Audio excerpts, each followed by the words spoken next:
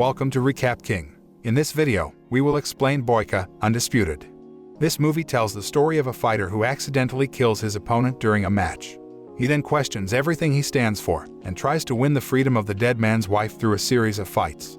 Will he finally be able to forgive himself in the end? Let's find out in Boyka Undisputed. Boyka Undisputed begins a few months after the end of the previous film, where Yuri Boyka managed to escape from the Gorgon prison and live life according to his wishes.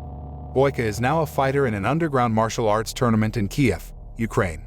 Boyka looked pensive with sweat dripping down his face, indicating that he had just finished the fight and managed to defeat his opponent as shown in a flashback. The scene then switches and shows the atmosphere in Chornyakhomy prison, Russia, which holds mixed martial arts matches and now has an unbeaten defending champion, a big man named Koshmar. In just a short time, Koshmar was able to overthrow his opponents, and his prowess was famous outside of prison. One day, Boyka was seen visiting a church in Kiev.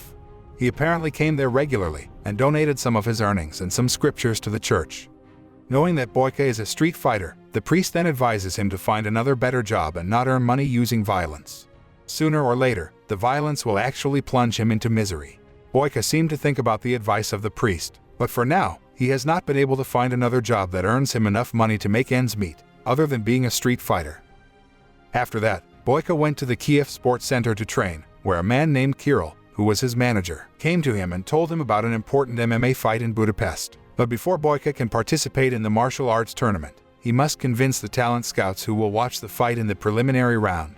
Because the MMA championship was a fight he had been waiting for a long time, Boyka trained hard. In the preliminary round, he had to fight a fighter named Victor.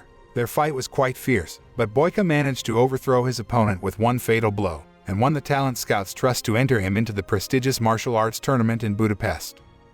On the way home, Boyka sees Victor being taken to the ambulance, and learns that the man has suffered a severe concussion and is in critical condition after fighting with him. Boyka looks so guilty and he remembers the priest's words that violence, even for good, will bring suffering to everyone. The next day, Boyka received word from Kirill that Victor had died.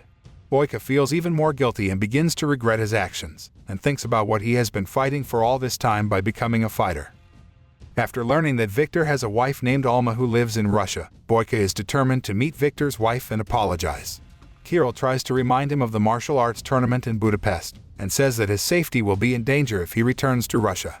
But Boyka didn't care, and then told Kirill to fake his passport and go to Russia to meet Alma. Turning to the city of Drovny in Russia, Alma is seen holding the funeral procession for her husband solemnly.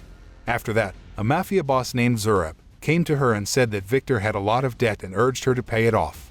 Since Alma had no money, she begged Zurab to allow her to pay the debt in another way, namely to work for him until the debt was paid off, to which Zurab immediately agreed.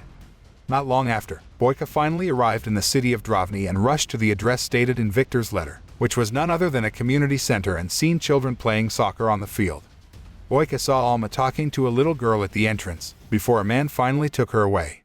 Boyka then follows Alma, who turns out to be taken to a luxury club owned by Zurab, which turns out to be his underground fighting club, where Alma works as a waitress. There, Boyka witnesses the fight of Igor Kazmir, a very arrogant fighter who reminds him of his past. But Igor was much more arrogant, which made Boyka very sick of seeing him. Knowing that Boyka had been watching him for a long time, Alma then approached him and asked for his identity and the purpose of following her. When they were about to state the reason, suddenly, Zurab's men came and chased Boyka away. Feeling disapproved, Boyka beats Zurab's men, while waiting for Alma to finish work. But then, Zurab appears and chases Boyka away while warning him not to bother Alma again. Because Zurab brought more men with him, Boyka was forced to leave, while Zurab asked one of his henchmen to watch Boyka. The next day, Boyka returned to Alma at the community center and told her that her husband had died due to an incident caused by him, and offered to help her pay off her late husband's debt.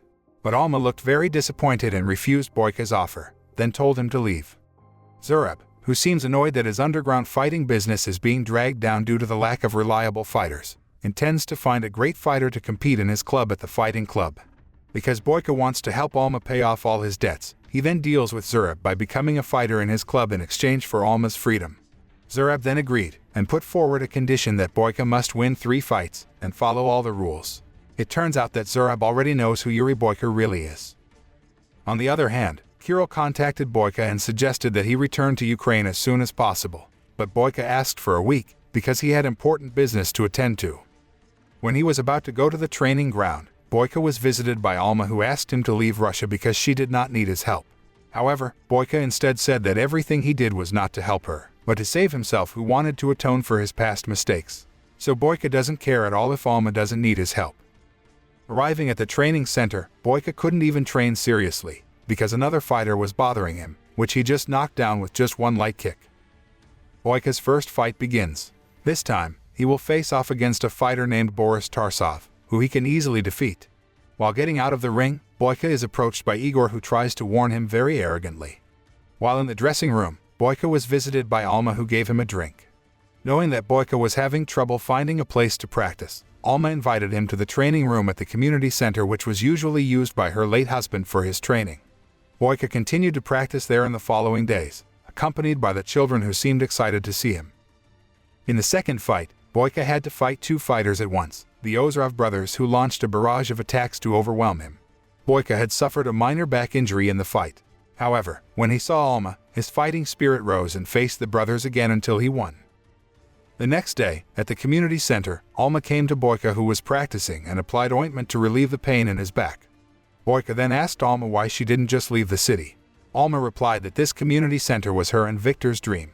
She also couldn't leave the children who live in this neighborhood, because children could become gangsters or get involved in drugs and possibly commit other criminal acts without this community center. The scene switches and shows Zurab, who is bribing Koyshev, a high-ranking police officer, to bring Kashmir to his club, no matter what, because Kashmir is a fighter with big height, furious, and relentless.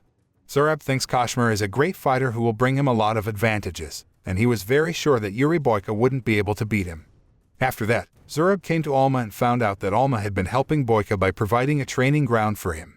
Zurab then tells Alma that Boyka killed her husband in a fight in Kiev, but Alma refuses to believe it. Annoyed, Zurab pushes Alma and threatens to kill Boyka. Shortly after, Boyka got a call from Kirill, who said that a bus would pick him up at 9 o'clock at night. But that night, Boyka must make his final fight and ensure Alma's freedom before returning to Ukraine. Arriving at the hotel, Alma was already waiting for Boyka in her room. She then asked Boyka to detail about the night of her husband's death. At first, Boyka was reluctant to tell the story for fear of hurting Alma. But he realized that Alma had the right to know the truth. After knowing the real incident, Alma felt very disappointed in Boyka and cried as she walked away. In the third match, Boyka will face Igor Kazmir, the arrogant fighter whose ability is not comparable to his big mouth. Boyka manages to beat Igor, but he misses the bus that Kirill had promised him. When Boyka is about to leave, Zurab forces him to fight one more match to defeat Kashmir, his true champion, and Boyka reluctantly agrees for Alma's sake. Because Kashmir has a big and strong body, at first Boyka can't hurt him, and is instead attacked badly by Kashmir, leaving him badly beaten. But in the second round, Boyka started to get an opening, and his attacks were able to hit Kashmir.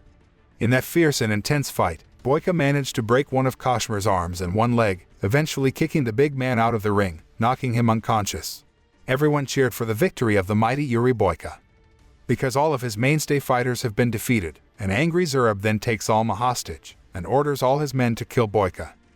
Boyka, who was lying helpless after being beaten badly by Zurab's henchmen, saw Alma, who was crying in fear when she was carried away by the man. Boyka finally got up and put all his remaining strength into fighting Zurab's henchmen. After killing Zurab's henchmen, he rushes after Zurab to save Alma. One of Zurab's mafia associates shoots Boyka in the stomach, but then he is shot by Boyka. Despite being badly injured, Boyka catches up to Zurab and Alma. Zurab then points his gun, threatening to kill Alma if Boyka doesn't drop the gun. Boyka then dropped his gun. Seeing an opportunity, Alma bites Zurab's finger, which causes him to hurt and release him, leaving Alma free. Not wasting this opportunity, Boyka immediately lunged at Zurab, punched him in the face and strangled him to death. After that incident, Boyka, who was seriously injured and had exhausted all his strength, slumped limply in Alma's arms. He then asked Alma to forgive him for what he had done to her husband. Before Alma could answer, Koyshev and his men came and immediately arrested Boyka. 6 months later, Alma visits Boyka in Chornyakomy prison. She was seen in a white dress. Alma shows a painting of Boyka, who is practicing, made by the children of the community center. Alma then tells Boyka that she finally forgave him and thanks Boyka for saving her. The film ends by showing Boyka being welcomed back as the greatest fighter in Chornyakomy prison, where he will continue to fight in prison to pursue the title of the most complete martial artist in the world. The moral of this film is that violence is not the solution to any problem. Although it is intended for good, violence will more or less bring misery to many people.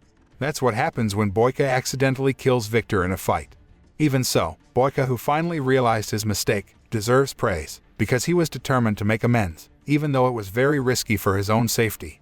Boyka's decision to help Allman atone for his mistakes has brought peace within him, although to get this, he must sacrifice his freedom and his dream of becoming the greatest fighter in this world. At the end of the film, Boyka, who finally returns to the ring, seems unyielding to fight for his dream again.